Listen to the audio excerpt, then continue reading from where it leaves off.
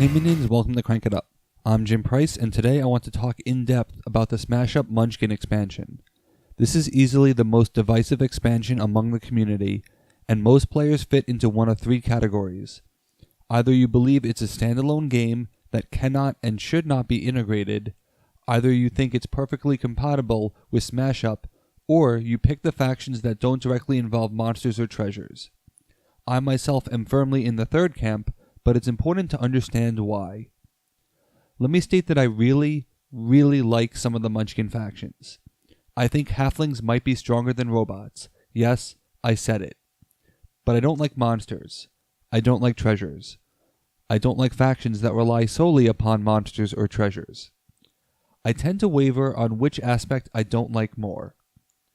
When it comes to expansions, what I want in an expansion is something players often categorize as more of the same.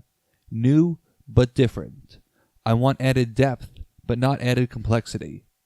And both of these aspects add complexity, but I'm not sure that they add depth, and for me, they don't add fun. Granted, I don't like madness, and I wasn't a fan of Titans until the event kit, but it's my goal with this video to establish my issues with monsters and treasures, and at least present a model of consistency with my opinions, as opposed to a blanket statement that I don't like change. I'll start with monsters first. I recently hosted a Smash Up event where we somehow managed to convince my friend to give Smash Up another try. She was given ignoble mages, which presented a problem.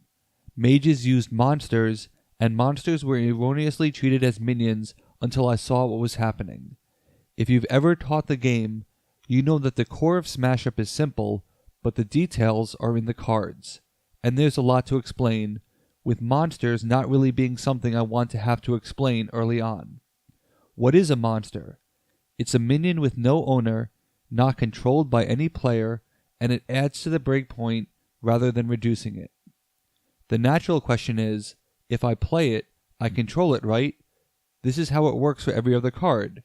No, not for monsters, despite the fact that I control all other minions I play. This is only true if you own them first, or if another player owns them, or basically this is true for anything other than monsters.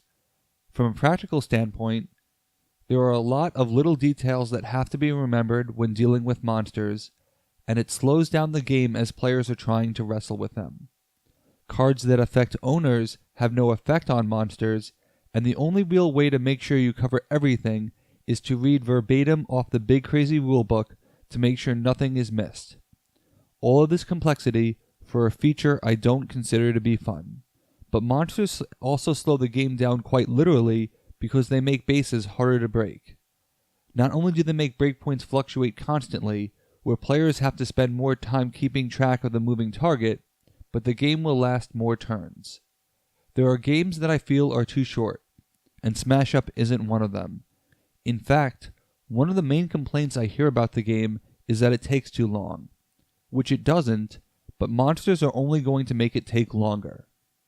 I'm not actually opposed to a faction centered around breakpoint adjustment. I really like this concept, and I want to see it explored, but the current implementation leaves me wanting. Looking at some of the biggest monsters in the deck, they make playing on bases really undesirable. The Plutonium Dragon definitely makes a base harder to break, and it's like playing with an Autonoma player, which really doesn't work in the world of Smash Up. I've seen Night of the Living Dead get an insane amount of power because of web trolls. I cannot tell you empirically whether or not our playtesting sessions with Munchkin factions took the longest, but it sure felt like they were the longest, and that's not a good thing.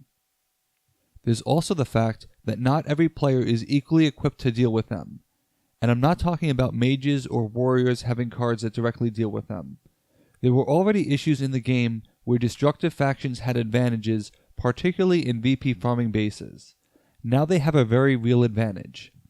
The problem is that the Munchkin bases account for monsters adding to their breakpoint, and as a result, the normal distributions are heavily skewed. The Gauntlet gives you VP with a breakpoint of 14, but you have to get through a ton of monsters to deal with it.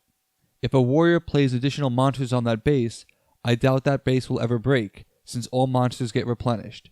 If you can destroy big monsters, you can greatly decrease the breakpoint of a base and manipulate the game in a way most other factions cannot.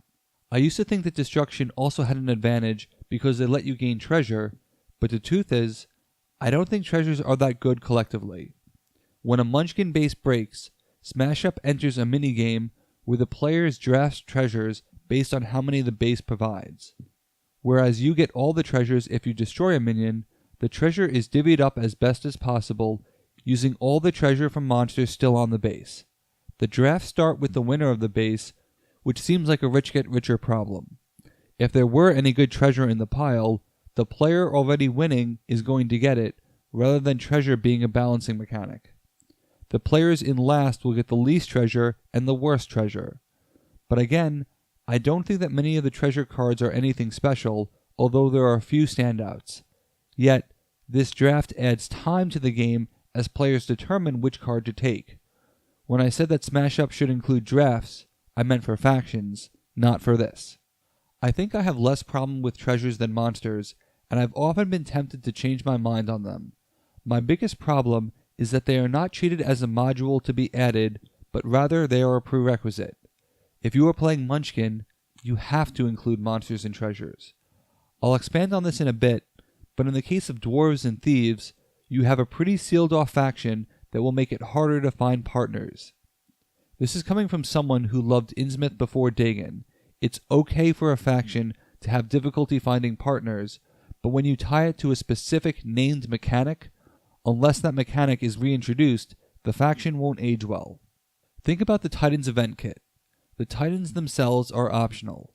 Granted, this is because they existed after the fact, but when you include a Titan, you aren't introducing any other complexities or dependencies into the game other than the Titan itself. But if I want to play elves, who have nothing to do with monsters or treasures, I am forced to include those two decks and 16 bases along with it. 16. That's a real problem for me, as the sheer weight of Munchkin in terms of bases means that the game will skew Munchkin even if only one faction from that set is included. If these mechanics were going to be introduced, I would have rather have seen them be added in a way that allows for modular inclusion. If you've ever played Arctic Scavengers, the deck building game, their expansions add several modules that are fairly independent and you can pick and choose the parts you want.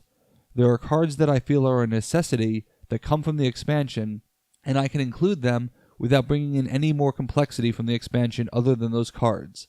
This is a great design.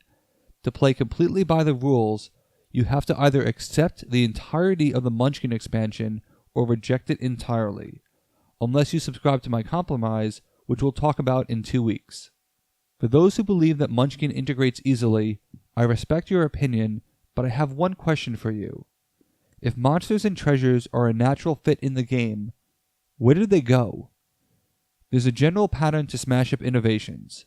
I've always felt that talent was the single greatest innovation in Smash Up, as it could have easily have been in the base game with very little added explanation. They have stood the test of time, and way more factions have them than those that don't. Power counters were introduced in Monster, but were absent in Pretty Pretty, before resurfacing in Munchkin and being a staple of the game ever since. The same happens with Titans. They lay low for a while, before resurfacing in the Titans event kit. The next expansion that comes out will be Smash Up 16. Munchkin was Smash Up 8. For half of the game's life cycle, monsters and treasures have not been seen again. I have the same concern about burying. Will it be a one-shot, or will it be revisited again? And as further proof of the Munchkin's ostracizing, those factions are absent from the All-Stars deck, the Titans event kit, and even the All-Stars playmat. Most recently, Munchkin dividers were not included in the bigger, geekier box. If Munchkin did integrate well when it first came out, recent historical evidence suggests that seamless integration has not continued. I hate to make this comparison, but Munchkin seems to be the Star Wars prequels of the Smash Up universe. I remember one of my playtesting members telling me that he saw Phantom Menace twice in theaters, despite not liking it, and when I asked him why, he said, because it's Star Wars. It was still Star Wars to him, and it deserved a chance, and so does Munchkin. I'm about to lose a lot of my credibility, but my third favorite Dominion expansion is actually Alchemy, which many players hate. My justification is simple. I really like some of the cards, and I just play with those and never select the ones like Possession that I don't like. And Smash Up Munchkin should be the same way. There are 4 factions that can be used easily because they don't rely on monsters or treasures: Clerics, Elves, Halflings, and Orcs. With Clerics, just always choose to shuffle the card into your deck with Turner, or if for some reason you don't want to, choose to destroy a non-existent monster for a no-op. You can include Mages if you are willing to discard any cards that involve monsters. You only have 3 of these cards, and the Mages discard plenty of cards already, so just choose those. That only leaves a question about what to do with the bases, and I'll talk about that in 2 weeks in my Munchkin base conversion video. In the meantime, I'll be promoting the upcoming World Tour expansion by taking an international vacation, but all videos are scheduled to publish, so content will continue. For players who do like Munchkin the way it is, I'd love to know why you feel the way you do, even if we'll just agree to disagree.